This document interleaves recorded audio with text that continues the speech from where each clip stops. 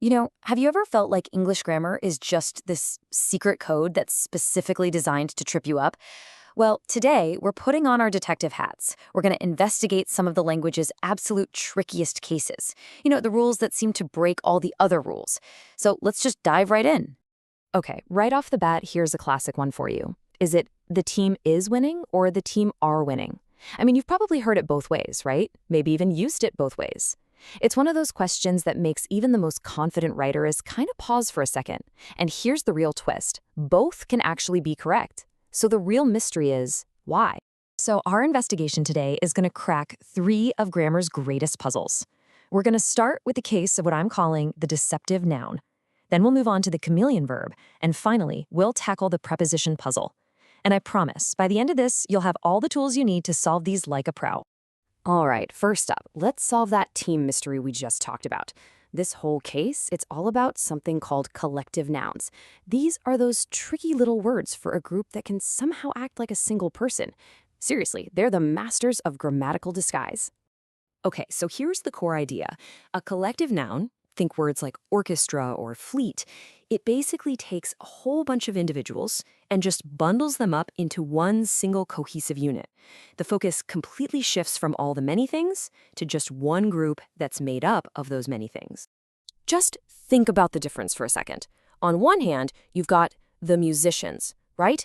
That's a bunch of individual people, each with their own instrument. But when you say the orchestra, suddenly you're seeing them as one single entity, all working together. The focus just shifts from all the individual parts to the whole thing.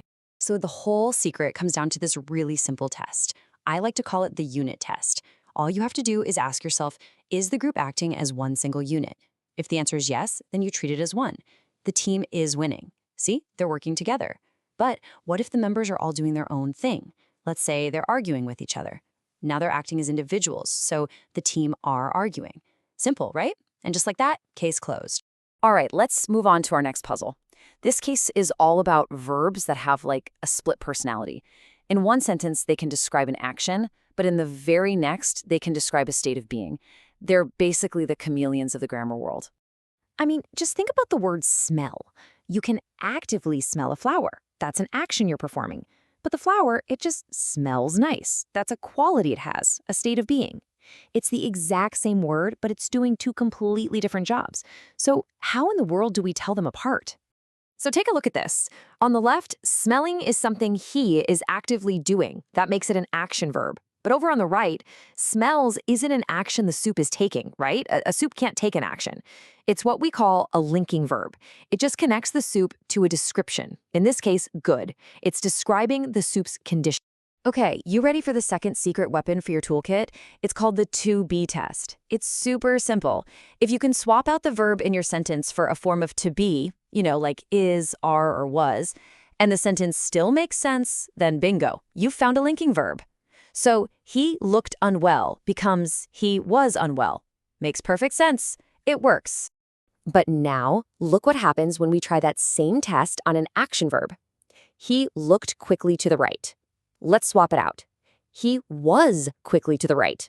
That makes no sense at all, right? The test totally fails, which proves that in this sentence, looked is all about describing an action. And just like that, another case cracked. And now for our final case. And honestly, this might be the most baffling one of them all, phrasal verbs. This is where you take a really simple verb, combine it with a tiny little preposition like on, off, or up, and suddenly its meaning just completely transforms. It creates total chaos for language learners and, let's be honest, for native speakers too. Think about the verb take. Seems pretty straightforward, right? You take a book. You take a photo. Simple. But what happens when we start adding those little prepositions into the mix? And suddenly, it is a completely different beast. A plane can take off. You can take on a new project. A kid takes after their parent. A big table takes up way too much space. Look at those. None of them have anything to do with the original meaning of take. It's like some kind of pure linguistic alchemy. Yeah, it's moments exactly like this when you realize why English has this reputation for being so darn tricky. There are literally thousands of these phrasal verbs, and so many of them just defy all logic. You kind of just have to learn them. So, what's the secret trick for this one? What's the clever test? Well, unlike our first two cases, there really isn't one. The experts are pretty clear on this. Solving the phrasal verb puzzle really just comes down to memorization and exposure. That's it. So, after digging into all three of these puzzles, what's the one master clue that helps solve them all? It all comes down to one word: context. Think about it. For those collective nouns, the context tells you if the group is a single unit or a bunch of individuals.